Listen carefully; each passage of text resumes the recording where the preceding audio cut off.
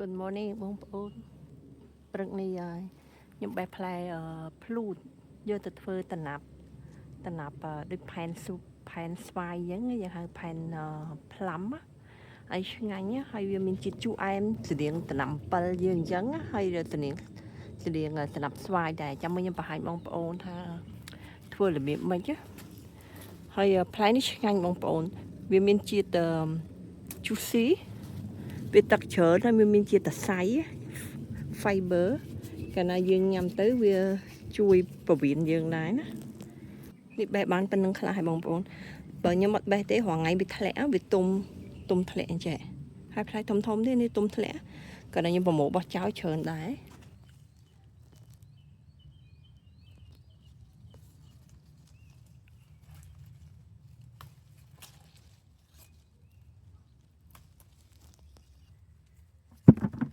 ទីដើមតសក់ស្រូវ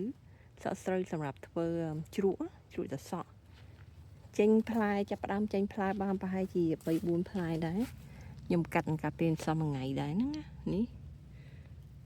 អានេះធ្វើតសក់ជ្រក់ឆ្ងាញ់ណានៅស្រុកខ្មែរយើងឆ្ងាញ់មែនតើហើយនៅប្រទេសអាមេរិកនេះពិបាករកទិញណាដល់អញ្ចឹងទៅបើសិនជាដាំខ្លួនឯងយើងអាចបេះបានថ្មីហើយចង់ទុកឲ្យវាទុំក៏បានញ៉ាំធ្វើតសក់ហើយនេះផ្លែធំដែរហ្នឹងខ្ញុំតិចខ្ញុំកាត់តែឥឡូវចាំថតវីដេអូហើយខ្ញុំកាត់ចាប់ផ្ដើមចេញក្តឹបនេះក្តឹបដែរនេះក្តឹបនេះហើយ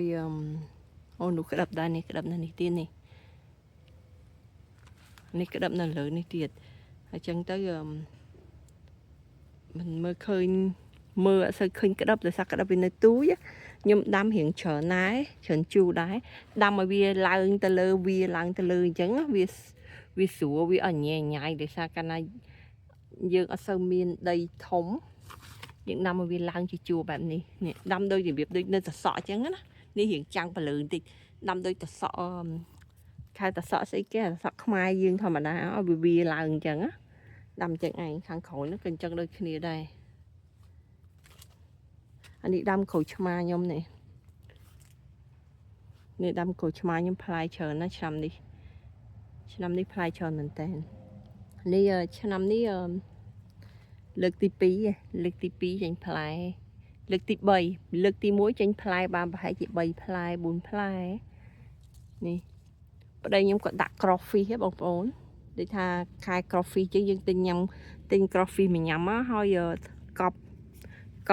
សបក coffee នៅក្រោមហ្នឹងណាកប់វា3-4 ដងហើយកប់តអញ្ចឹងទៅពីឆ្នាំនេះធ្វើឲ្យកាន់ផ្លែច្រើនមែនតើនេះដើមត្រឡប់បងប្អូនដើមត្រឡប់ខ្ញុំឆ្នាំនេះក៏ផ្លែច្រើនដែរផ្លែឡើងបាក់មែកហើយក៏ជ្រុះច្រើនដែរខ្លាំងដែរណាប្រហែលជាត្រឡប់ហ្នឹងខែពាក់កណ្ដាលខែ9ចាប់ផ្ដើមទុំមួយពាក់កណ្ដាលខែ9ឬក៏ថាខែ10ចុះបើយើងចង់ឲ្យវារៀងផ្អែមខ្លាំងណាខែ10អីចាប់ផ្ដើមទុំខ្លាំងហើយខែ10ទៅខែ12តមក Thanksgiving ណាតមក Thanksgiving អីអូទុំផ្អែមខ្លាំងណាអានេះឆ្នាំនេះផ្លែច្រើនខ្លាំងបងប្អូនឆ្នាំនេះជាឆ្នាំទី3ហ៎ឆ្នាំទី3ចេញផ្លែព្រោះឯដើមវាទូចដែរនេះដើមវាប៉ុណ្ណេះប៉ុន្តែដើមហ្នឹងវា4ឆ្នាំហើយប៉ុន្តែខ្ញុំដាក់ចូលដីហ្នឹងទុំបាន3ឆ្នាំឯងនេះផ្លែចង់បាក់មែកនេះផ្លែច្រើនកាលណាត្រឡប់ផ្លែច្រើនពេកវាផ្លែក៏អត់សូវធំហ្មងណាប៉ុន្តែខ្ញុំខ្ជិលបេះអត់ចង់បេះវាចេញដោយសារដូចថាស្ដាយប៉ុន្តែក៏វាជ្រុះអស់ច្រើនដែរនេះដើមទៀបបងប្អូនដើមទៀបក្រោយផ្ទះខ្ញុំមាន2ដើមឆ្នាំនេះខ្ញុំបានផ្លែញ៉ាំហើយមើលទៅដោយសារតាទៀបហ្នឹងឈ្មោះ Cherry Moya ធម្មតាគេឲ្យយើងធ្វើ hand pollinate ជាមួយ flower ផ្កាវាដើម្បីឲ្យផ្កាវាកាន់ណាតែរាល់ឆ្នាំហ្នឹងខ្ញុំអត់ដែរធ្វើទេតែអញ្ចឹងទៅវាអត់ដែរចេញផ្កាវាចេញតែផ្កាប៉ុន្តែផ្លែវាអត់កាន់តែឆ្នាំនេះខ្ញុំមើលតាម YouTube តាមគេប្រាប់អីទៅក៏ចាប់ផ្ដើមចេញផ្លែវាកាន់ណាបើផ្លែវាហ្នឹងដូចជាចង់ជាង20-30ផ្លែដែរ nơi lớn nó tiện hồi ảnh đi nhung chăm bài gì này ca này nhung tôm ta tạ lùm on đi châu và hay gìประมาณca và hay gì 3-4 ngày muốnนี่กันพลายcho nhầm thò là bom ôm mơ lên tiệt về đại phai tiệp nhầm thò á anh ấy có đam tiệp tao mong ổn đam tiệp ní tụm đã cho đây trăm năng tế đam bia gì tới đam tiệp với miên trần một hết bên này cái thà tiệp ní ngay nhé này lũ có vẻ nhầm thà tiệp ní ngay hay nhầm còn tụm ăn nhầm phai vì đa tha sử điện đôi tiệp tiệp mai dừng dấn á này này chập bám phai và hay gì pram phai đấy đang bị thủngแต่นู้ดำพีชมองไปดำพีชยมดำนักลงพอเหล่าอีดำพีชนี่ดำปีขวบอย่าไปเบียใบชนนี่ชนติบูเนี่ยบุญชนเลย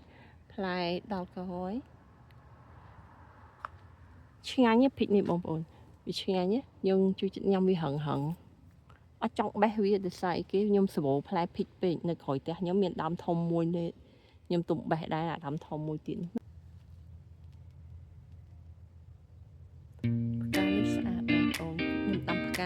ចិត្តដើមឈើខ្លាំងបីតាក់ទីមានខ្មុំមក